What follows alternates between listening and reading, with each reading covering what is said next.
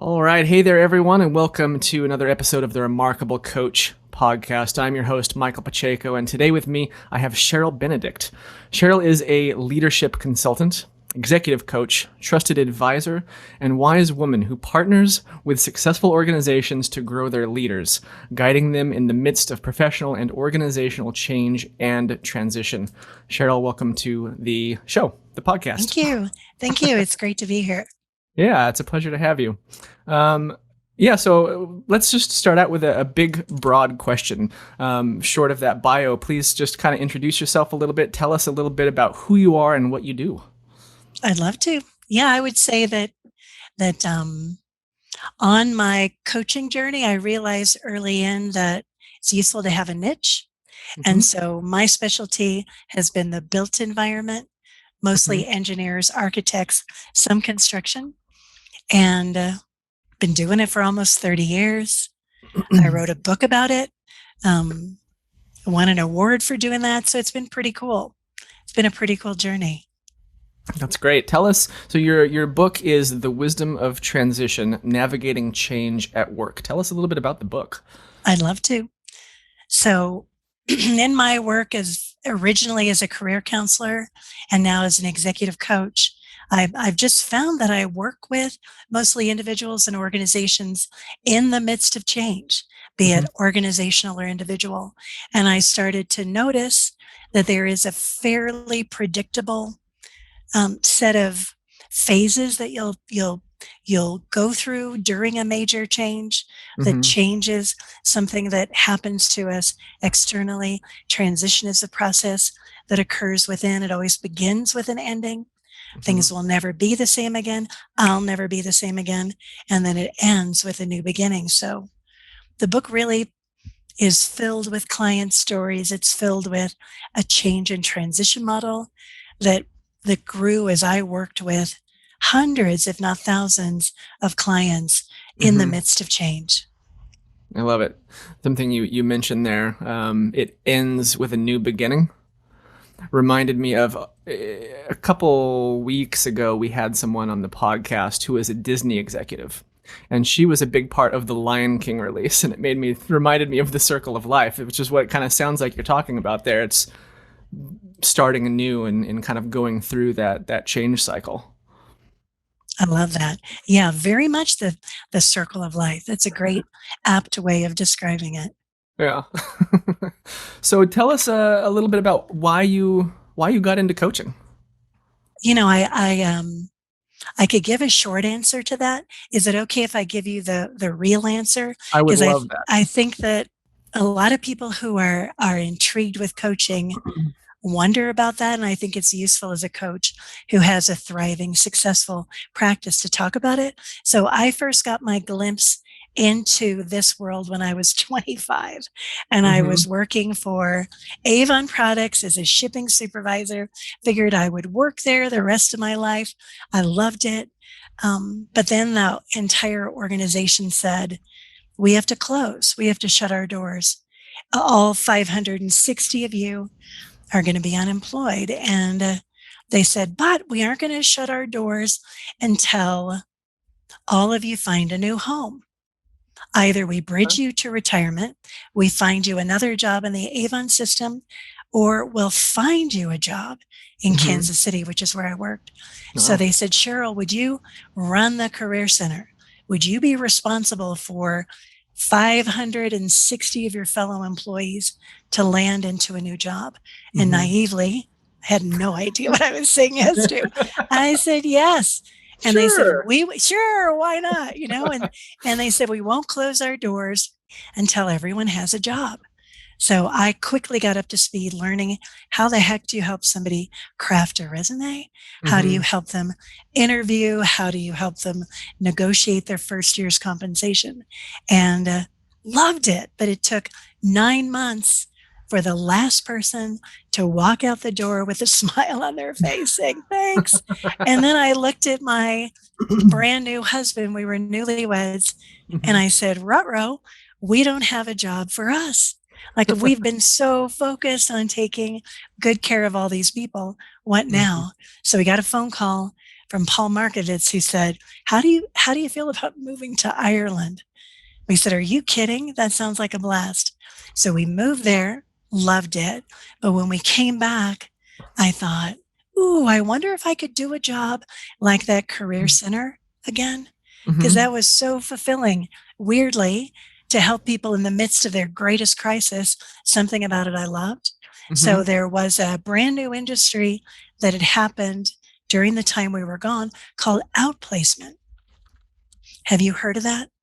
It's Mm-mm. kind of come and gone in many ways, Yeah. but it was to help people who had just been let go through no fault of their own to get all the career transition support they needed to land another job. And all of these people were high performing individuals. The organizations letting them go said, we'll pay for you to Mm-hmm. have 3 months, 6 months, a year of career transition services. And was quite the lucrative business. So I got a gig as in business development because I didn't Mm-hmm. have enough life experience yet to qualify as a coach. I was just 30. So I did that, then moved to Kansas City where I finally did have enough life experience to become a career counselor. And Mm-hmm. then they made a bold move and said, look, the 34 of you who are vice presidents of client services, we will pay for you to Mm-hmm. go become executive coaches. We'd like to extend the work that we do inside organizations, not just with people who've lost their job. So Mm-hmm. we went to the management resource group in Boston and got certified, studied. I mean, as you know, it's a arduous process, but then became an official executive coach. And that's really how it transpired from career transition services kind of coach to actual certified Yeah. executive coach. Yeah, that's great. So it seems then, I mean, there's clearly a lot of purpose and intention behind that. You didn't stumble and just fall into coaching. This was something that you, um, I don't know, felt driven toward, Yeah, called to. right? Called to. I Okay. felt called to. I Yeah. felt that I felt that I could make a difference, and I weirdly enjoy supporting people who are in the midst of crisis. Yeah, you mentioned that before when you were telling us the story. What is it about helping people in crisis that you love so much? I think it was when I was 15 and my Methodist minister grandfather passed away. Mm-hmm.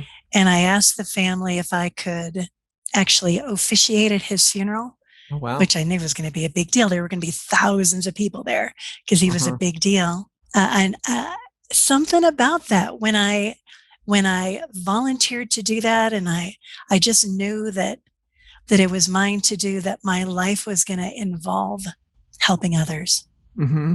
Often in areas that others might shy away from or Mm-hmm. areas that might be hard. Yeah, I think it's kind of a ministerial bent in me, the Mm-hmm. love of serving. And I Mm-hmm. think that ties in. Yeah. Does Yeah. that make sense? Well, I with think our yeah. shared profile too, INFP, that's Uh-huh. very much about maximizing the possibility for others and making a difference in their lives. And I think that I don't shy away from people that are struggling. Yeah. I love that. For the listeners and viewers, Cheryl and I were just chatting before we hit record, and we share the INFP Myers Briggs profile. So that's about. That's great. Is it so?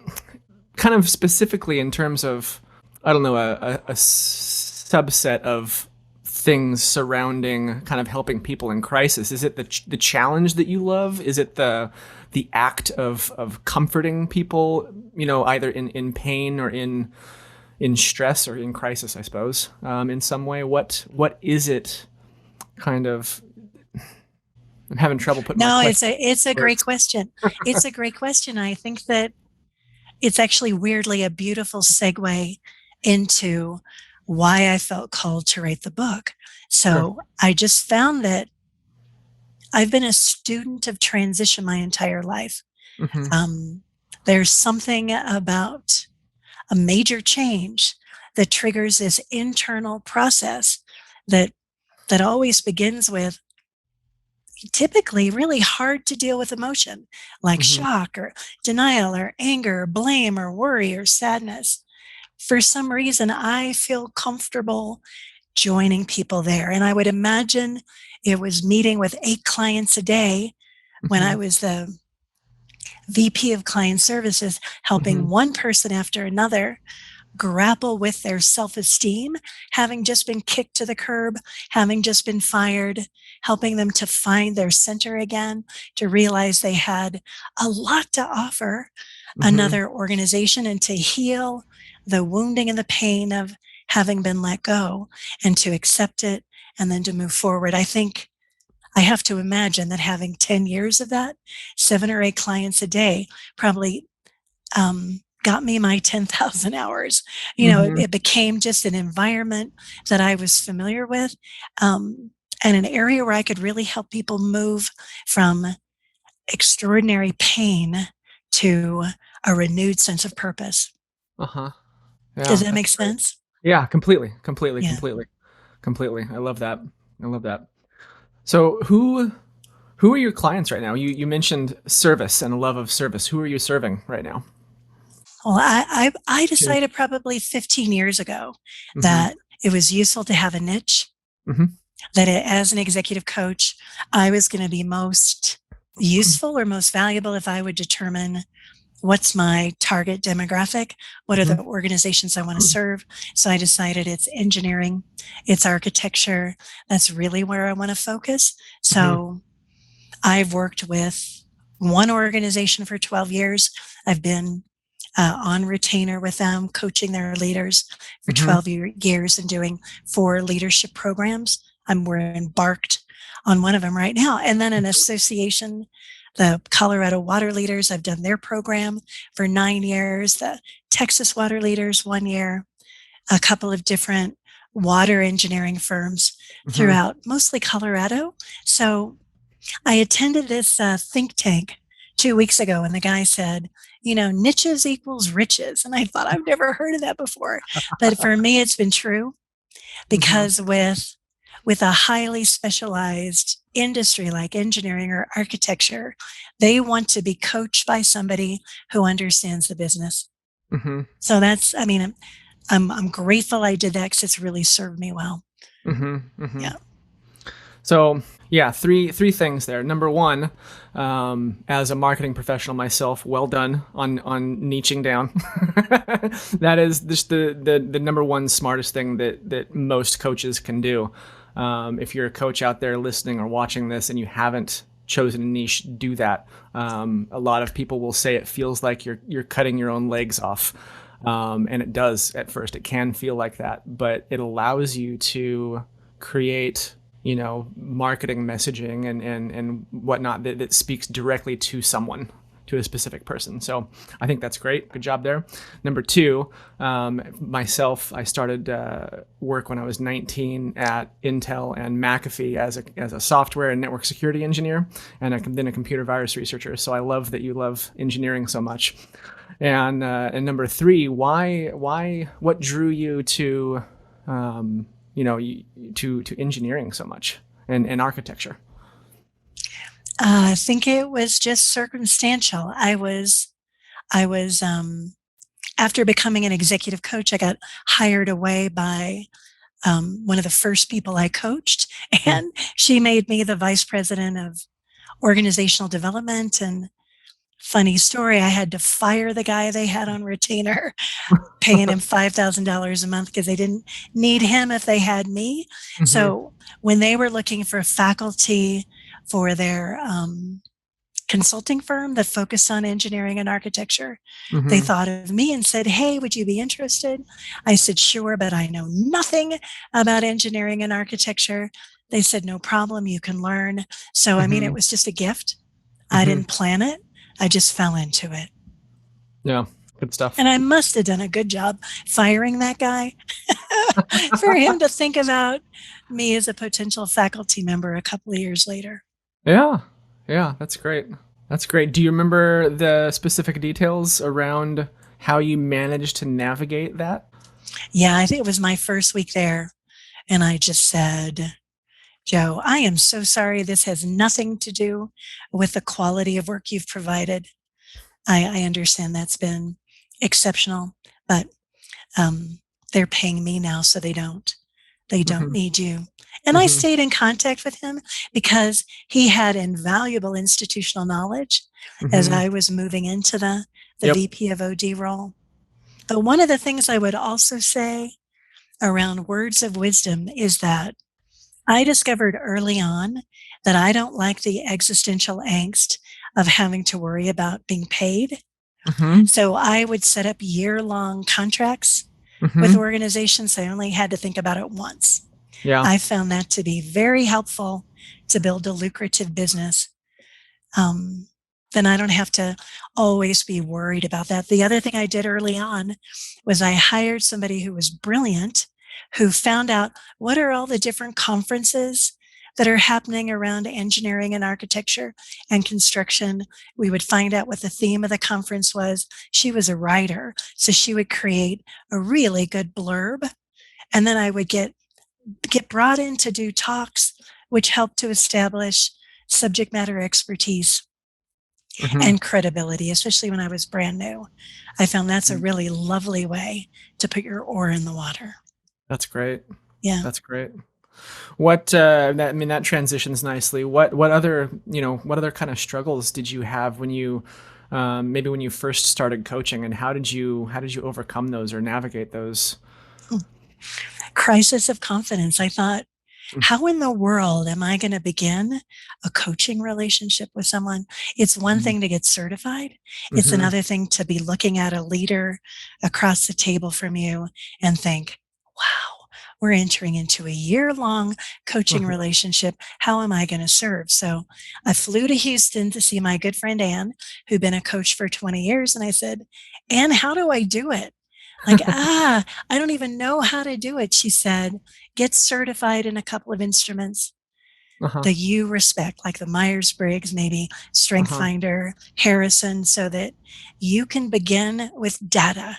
She said, Uh-huh. engineers are going to love data. So That's rather good. than sitting across the table from them and saying, tell me about yourself, it'd be like, whoa, Uh-huh. rather we could look at actual data, Uh-huh. actual reports. We could look at potential areas for development and traits that could hinder their success. And then I had actual content to Uh-huh. begin with, That's which gave me authority as a coach, but also yeah. gave them something concrete, tangible. Because most engineers that I work with are opposite of us. They're an Sure. ISTJ and they want to begin with what's actual, factual, real, and concrete. They don't want theoretical, they want something that they can actually look at that's got meaning immediately. So I Uh-huh. was glad for her advice because That that helped. sounds so smart. Yeah, because I mean, like you said, it's data, and from from an engineer's standpoint, using that as a launching point to get into the conversation and build a relationship with someone who thinks very very left brained. That's a great way to do it. That's good advice. I thought so too. I thought so too. I've passed that on Yeah, to young neophyte coaches to help. that's great. That's great. Yeah. Tell us about some of your big wins as a coach over the years. You've surely had some peaks and some valleys. Tell us a little bit about some peaks that you've had. I would say it was a huge peak to win a contract 12 years ago where the focus was on succession planning. The president knew that he was going to begin the process of transitioning out, and he knew he wanted to divest himself of the presidency and then the CEO role and then the chairman. So they put a bid out to, I don't know, dozen or so organizations. When mine won, was a Hmm. huge coup because working with that then president, he said, I've got 5 heir apparents Hmm. who I'm considering as potential. I'd love to do leadership training for them. Hmm. And then as he was reflecting on it, he said, you know, rather than just providing leadership development and training for the 5, could we create something for 40? people inside the organization, and could you put together a scope for that? So I did. So the leadership program, I built it as a year-long program, 2 days a quarter, with executive coaching as a part of it to keep the momentum going on the curriculum and content. And that was a huge win, because that then has cascaded into 12 years of working with this organization. I've coached 185 people. I've been on retainer every year. It's been what I've discovered is that I really love working within an organization for a long period of time, where I can plumb the depths, affect genuine organizational change, and become deeply embedded in the culture. What I've discovered about myself is that I don't like just going in and doing an event. I don't so much enjoy only doing one employee meeting, or only doing one executive retreat, or one team builder. I actually love repeat business within that organization. As a coach, working with a group of people, an organization for 12 years, do you find yourself kind of becoming an embedded team member? Okay. Yeah. Feeling more of an insider, feeling like an insider? With the perspective of being an outsider, which is kind of perfect. Yeah. Which is kind of perfect, because often when they're needing to onboard a new leader, they'll work with me for a year, because who better to help onboard than somebody who's still external? But you still have that the insight into the organization, and I do. That kind of thing. That's great. I do. No, and I love that. I really do, because then I'm the person they call for team builds, or for the strategic retreats, strategic planning retreats, or the executive retreats, or in essence, they're outsourcing the leadership development role to me. And I love that. I love that. Yeah. Kind of a tip of tongue, top of mind situation. If you stay on the tip of their tongue and on the top of their mind, next time they need leadership training, you're the obvious phone call.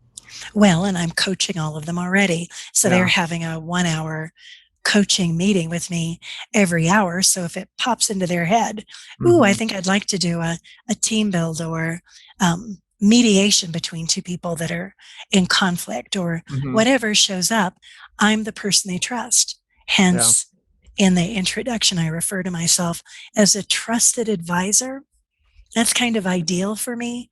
I feel like I do bring expertise. I feel like I do bring wisdom, happily, but I enjoy being an advisor or partnering. That to me is ideal. Yeah. And when you do work with teams or with groups, is it always in person, or do you have any kind of like pre-recorded coursework, membership website, that sort of thing that people would log on to and watch videos, or is it always kind of in person on site? Well, typically, but the last year has thrown us all for a loop. Bit of different, I did probably, when my book was published and COVID hit, I had no idea how relevant the book would become, as the entire world found itself immersed in the shared experience of COVID. So I did 15 webinars for free for organizations on how do you navigate the emotional and psychological aspects of that kind of change. And then the first leadership session of the leadership program that just launched, we did that online. But again, it's customized. It's in person. There's loads of stuff you can go watch that's recorded, but I like to customize based upon the organization I'm working with. And it's very exciting that we're going to get to move back to doing in person. You prefer in person? Well, I don't know. I've actually really loved Zoom. I attended a 3-day course on how to take in-person curriculum to become a dynamic, highly interactive, fun, heart-centered Zoom experience. And I actually really love that now. So I think I'm going to have to figure out how to do it in person again. It's been about 1.5 years since I've done any facilitation of large group stuff in person. So Yeah. I'll get to Yeah. relearn how to do that again. Yeah. Okay. Speaking of learning, can you share with us some people will call them failures, we'll call them learning points throughout your career. Throughout your career, what sort of what big things have you learned? For me, it's trust my gut. Okay. Trust my gut. Was there a specific scenario or circumstance or situation that led to Yeah, dozens. But the that one light? that's, yeah, dozens. But the one that's popping into my head now is I was working with a president, CEO. Well, let me back up. He was president, CEO, chair. He had Mhm. divested the presidency role to someone. So I was at a breakfast meeting with the president and then the CEO chair, and the person that we were looking to become the next president to embark on that. I knew for fact that the developmental roles we were putting him in, while really useful to grow him and prepare him, were not fun for him, and that he was potentially going to become a flight risk. So Okay. at this breakfast, I just sat and said, you know, I think we need to move him out of this development role, put him in as COO, which is where he thrives in Mhm. project execution. Otherwise, you could lose him. Mhm. And that took a lot of courage for me to Mhm. say. It took a lot of trusting my intuition. Um, I felt like it was a career defining moment because Oh they were wow. fairly Yeah. enamored with this developmental process they had him in, Uh-huh. and they were not ready to end that. But I Yeah. just said, you know what, we've got a heightened sense of urgency here, because if you don't move him back into project management or Mhm. back into being a COO, I think he's going to leave. I think he's losing patience with Mhm. this developmental track. So Did you get a lot of pushback from I that? did. I did, but I pushed back. I pushed back and just said, That's hard to do. it was scary because I Yeah. thought, wow, I don't want to curry disfavor Yeah. with the two senior-most leaders, which were responsible for my contract. But I decided it was for the greatest good of the organization, greatest good of them, and greatest Mhm. good of this individual, to get him out of the developmental roles. He'd been a good sport. Time to put him into the arena where he Mhm. could flourish. Mhm. And they listened to me and they took action on it, and I was so relieved. I was relieved for my own career, obviously, but relieved for their organization. And that person is now the president, CEO, chair, Yeah. and the organization is, I don't think they've ever been more productive or profitable or effective. So he's really the perfect person for that. Happy ending all around. Happy ending all around. But it Yeah. was almost going to be a horrible ending, because unbeknownst to them, he was already starting to consider alternatives elsewhere. And that would have been Mhm. devastating for the Mhm. organization. So for someone more junior or still learning, to trust their gut, speaking up and speaking out like that and defending your position in the face of adversity and pushback can be extremely, extremely difficult. Mm-hmm.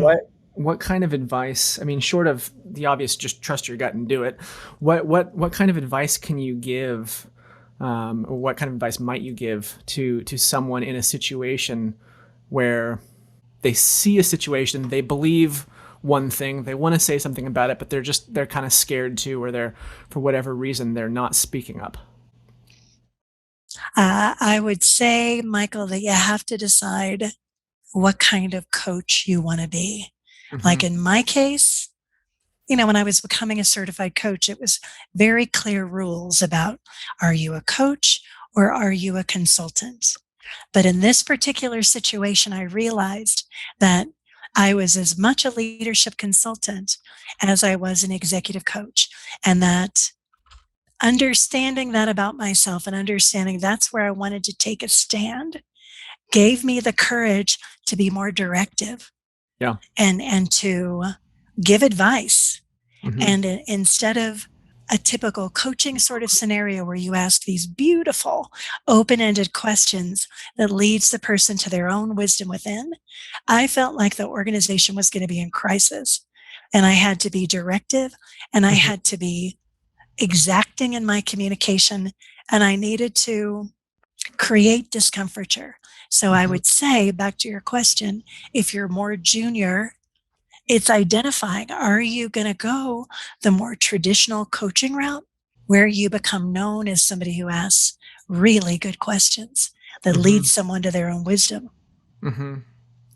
And or are you going to become deeply embedded in an organization where your perspective matters and your advice matters, and you become almost like an advisor to the king, which is what Mm-hmm. I've become. Yeah. I not instantly, my word, no. I had to earn the chops. I Yeah. had to earn the credibility, and it took years Yeah. to gain that level of foundational trust and respect. But I think it is useful as a coach, as a neophyte, newer, junior, to get a sense of what you have a hankering for. Is it more traditional coaching, or is Mm-hmm. it to also move into a consulting role? I found that was more appealing to me to affect organizational change. And I have a background in organizational development. Mm-hmm. So I actually really love that, affecting organizational change. And that Yeah. requires me to be opinionated. And that requires me to be skillfully persuasive when I Mm-hmm. need to. I love that.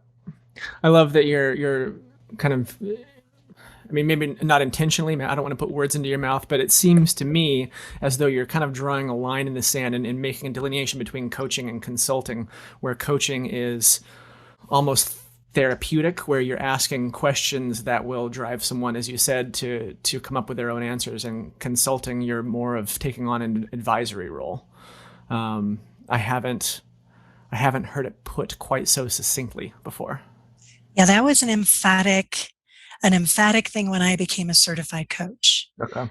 We even had like one side of the page, all the things that were true for an executive coach, and the Uh-huh. other side of the page, all things that would be true for a consultant. And we Mm-hmm. were encouraged never to cross that line. Oh Mm-hmm. well, for me, I am highly intuitive, and because I'm typically deeply embedded in organizations, I like helping to solve problems. I Mm-hmm. love that. I love for someone to bring an issue to the table, and together we strategize on the solution. Mm-hmm. I like that. Yeah. Do you think is one good and one bad between coaching and consulting? There's a I mean you've broken that line of delineation and kind of, rules are made to be broken, and you've crossed over into the consultant realm. What are the benefits of kind of doing that and creating your own rules along the way? Well, uh, there's an alchemical kind of magic that Mm-hmm. ends up occurring between a coach consultant that becomes a trusted advisor within Mm-hmm. an organization. You become a viewpoint that people are interested in hearing because you've got a particular perspective. So I don't know that I went into it thinking, ooh, I'm going to become what I am Sure. today. I think Sure. it's a journey. Yeah. And I just noticed that after delivering one leadership development program, coaching the senior leaders for a couple of years, doing another leadership program, by then I had critical mass. By Mm-hmm. then I had coached 80 of the 800 in the organization, so 10%. Mm-hmm. So I think that I was perceived as a credible resource. Yeah. So I don't know that I intended. I think I was attempting to honor my training to be an executive coach, but then I found I was being called in Mm-hmm. to deal with delicate, potentially fraught with conflict topics where I had to weigh in and give a viewpoint. Yeah. So I'd That say brings it's been a journey. Yeah, which brings us full circle to trust your gut. Yeah, that's good stuff. Yeah. Who do you recommend read your book? Who should be reading your book? I would say anybody who's in the midst of change. Yeah. I would say most people now are navigating the transition of returning to the workplace to Mm-hmm. work. Do I opt for a hybrid kind of environment where I go into work 3 or 4 days a week and work from the home office 1 day a week? I would say that it would be helpful for anybody who's in the midst of that. Mm-hmm. I just think it's an overall wonderful book for anyone navigating change and attempting to understand, wow, why is it that it feels like I'm not on top of my game? Like, what's wrong with me? Mm-hmm. Because what I've discovered, and this is very research based, it is as if 35 to 40% of our normal smarts, our normal ability to focus, our normal bandwidth gets subsumed with a change. And it's Mm-hmm. as if we're only operating with about 65% of ourselves, which can really feel disorienting. Mm-hmm. Like you might find that you forget stuff. I Mm-hmm. mean, a lot of people during COVID shared that. You might find that you're more forgetful, that you're just not on top of your game. And so I would say anybody who is aware of anybody else who's navigating a change and for whatever reason is not firing with everything they usually do. Mm-hmm. Because I think when it happens to us, we wonder what's wrong with me, when in Mm-hmm. fact there's nothing wrong. Mm-hmm. All of us seem to go through it. Even I, who know about transition, when I'm in the midst of it, I discover, what's her name again? Or stuff I would ordinarily have right here escapes me. And then I remember, right, I'm in transition. I'm not Uh-huh. going to be as sharp as I typically am. Yeah. And what sort of do you have? Do you talk about or teach specific tools or tactics in dealing with that sort of change in the book? And so, for an example, something as simple as recalling names. I'm pretty bad at that. Perhaps that's just my story, but history says that have been pretty bad at remembering names. What sort of things can I do to increase my performance? If I'm operating at 65%, what can I do to get up to 90, 95, 100%? I would say first and foremost to just acknowledge that you're in the midst of a change or transition if you think that might be why. Mm-hmm. And to recognize, wow, am I struggling with this change? Am I trapped on the left hand side of the change and transition model, Mm-hmm. which you can get at my book, but you can also see it for free on my website, thewisdomoftransition.com. Because what happens is, if we're resisting the change, Michael, if Mm-hmm. we're hanging out in denial or shock or anger or blame or worry or sadness, and we Mm-hmm. keep getting re-triggered, Mm-hmm. then we aren't afforded the resourcefulness that come with accepting the change. Mm-hmm. So there is something about being able to accept it and say, yeah, I didn't ask for this. I didn't want it. This change was thrust upon me.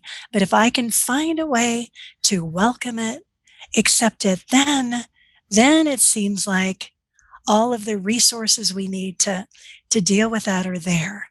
And then we Mm-hmm. can start to move up into the fog lifting and back up into the sense of a new sense of purpose, re-engagement with our lives, fully back on top of our game. I think the sticking point is if we resist. Mm-hmm. No, I can't accept this. And I think that's the work that we have to do. So the book talks all about it, talks all about the in-between phase and Yeah. what can we do to largely accept and integrate what's happened in Mm-hmm. our life and come to peace with it so that we can return to being fully engaged. Is this kind of? It sounds, maybe you're familiar with the term. It reminds me of the idea of upper limiting. Hmm. Is that is I there don't know that. similarity? Can you tell me about that? So, the way that I know about it is from a book it's a book by Gay Hendricks called Making the Leap, the Big Leap. That's what it is, The Big Leap by Gay Hendricks. And the idea is that we kind of have stories in our heads about ourselves, and we create these upper limits. And as we bump our heads on this virtual ceiling, the transition can be difficult. And this is kind of where it's reminding me of that. It's a period of change. You're at a place where you can level up, but maybe your mindset or your personal narrative is creating blocks, and preventing you from level up. You've heard of people who have made millions of dollars and then they lose all the money when they hit 5 million, and then they go back and do the same thing and they lose all the money when they hit that same level again. That's kind of the idea of upper limiting. They've set this limit for themselves for whatever reason. Is there any crossover there, do you think? Or am I way off base? This is entirely, I'm open to being wrong about this. No, I think this is a fascinating topic. Just trying to mentally cogitate how that would fit in the model. I mean, could be. Could be. My thinking for it again is it's you hit this period in your life where you can level up, and your mindset, your brain, your psychology is starts to go through this transition, and if your mindset isn't ready for it, it's just like no, and it's kind of can smack you back down sometimes if you don't work through it properly. It's more of a mindset, a psychological transition, maybe than the. No, I think actually, no, I can find room for that. So in the change and transition model, which you can see on the website, if you want to go take a look, there is this time that we typically will all head into, I call the in-between phase, where you're immersed in yourself and you're looking at what matters to me, what are my values, what are my dreams and aspirations for what's next. For many, it's transformational. And I would say that I'm intrigued about what you're saying, because I feel like the idea that you're talking about enters into the realm of transformation done right. Looking at what are the self-limiting beliefs, what are the stories I've imposed on myself, what are the glass ceilings I've put in place. And so done right, the bottom of that curve, where you're largely outside of time and space, is a perfect time to really look at that. And some of the exercises I have in the book that could probably get to this are asking yourself, what kind of a feisty old guy do I want to become? Like imagining yourself towards the end of your life where you're packing your bags for what's next. Yeah. And have your future self write a letter to your now self saying, Michael, here are all the things that I'm so proud of you for doing. When you were 50, you took a risk and you started this new organization or this new company, and that was a turning point for you. I'm so proud you had the courage to do that.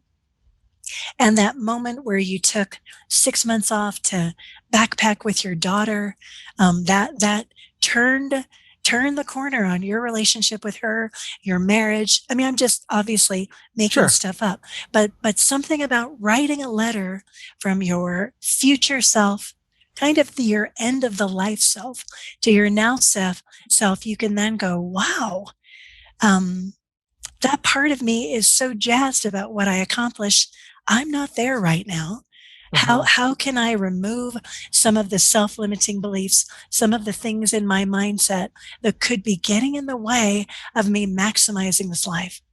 So that might be one tool. I love that. That could help get you there. Yeah, you're kind of you're almost reverse engineering your path to success a little bit, coming from an engineer's perspective. That's it. And that's a fun one. Some people will even have you write the letter from your future self to your now self in your dominant hand. And then some people have even recommended writing your response with your non-dominant hand. That's interesting. Wow. So I've played with those too. One could read it if I tried to do that. I know. But I'd say where that would happen is in the in-between zone. Yeah. And I language that as a time of heavy fog. And I don't see fog as negative. I see fog as a protective mantle that insulates you. You can't see in heavy fog very far in front of your face. And it allows the needed introspection to get to your depths, to look at some stuff like what you were just describing. Yeah. That's great. Good stuff. Cheryl Benedict, thank you so much for joining me on this podcast. Is there anything that you would like to add before we close out? Anything that I didn't touch upon? No, I would just like to say that I think it's awesome that you're interviewing coaches that you're experiencing as successful or remarkable. I wish that I would have had this when I was brand new at coaching. Boy, I would have hung on to every podcast as a guide on what the heck did I say yes to, and what the heck am I doing? So Thank you for that. Thank you for the gift you're giving to all of us. Absolutely. Your book is The Wisdom of Transition, Navigating Change at Work. Where can people find that? Amazon. Amazon.com. And your website is? I've got two. One is thewisdomofTransition.com, which is all about the book, and you can reach out to me if you want. And then the other is Morph Consulting, MORF as in Frank Consulting, and that's all of my professional stuff that I do. The other thing I would like to say, if I may, is that my book, I wrote the book in January, December of last year. It was nominated by the Sound Advice Book Awards as a finalist for Best New Author. There were 14 authors from 11 countries, and my book won. So I just want to say that because it was a really cool capstone for the year of COVID to win that. Fantastic. Well deserved, I'm sure. I hope, thank you. I'll be picking up my own copy and reading it later this month. Thank you. Cheryl Benedict, thank you so much for your time. I greatly appreciate it. I've enjoyed it. Thanks, Michael. Been a pleasure. Thanks everyone for watching and listening, and we will see you guys on the next episode